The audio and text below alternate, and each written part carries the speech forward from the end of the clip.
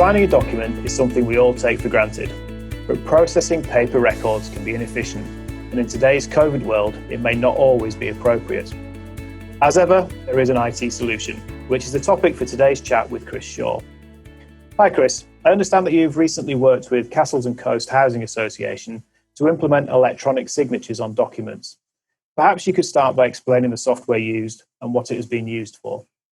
Hi, yes. The software selected is called DocuSign, and this software enables you to send any document to one or more recipients for electronic signing.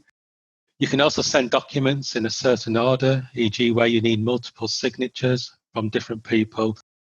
And initially, it was used by Castles and Coasts Housing Association as part of their COVID response to get tenancy agreements signed by new tenants. And it's proved really successful as the software is easy to use and it's popular with the tenants because they can, use this on any device, whether it's a tablet, a PC or a mobile phone. So it means they can do it in their own home.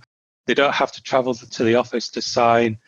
It's been that successful that Castles and Coasts Housing Association have now started to look at this for what they can do in other parts of their business, and they've started to use it for employment contracts with new staff, and they've started using it also for signing contracts with third-party maintenance contractors.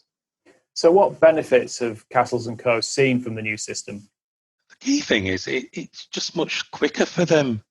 There's zero contact with the customer, so, from a COVID perspective, there's no risk from that side. It's much easier to control than email and spreadsheets because you can see exactly where a document is in the cycle of being signed. And it's particularly useful where there's multiple tenancies that are being worked on at the same time. This full audit trail that it creates, it really, it tells you when a document was sent, at what time it was sent, when it was signed, and when it was returned. So you've got that full audit trail of everything that's happening. I guess a lot of the documents we're talking about are legal ones. Are there any issues with this if it ever comes to taking legal action, for example? I think for Castles and Coasts, it's too early to say because they've only just started using it. However, the documents are considered to be legally admissible documents in a court. So, from that perspective, I don't think there is a concern there. We've also recently been speaking to the land registry. When we first started this project, the land registry was still requiring a wet signature, somebody physically signing the document.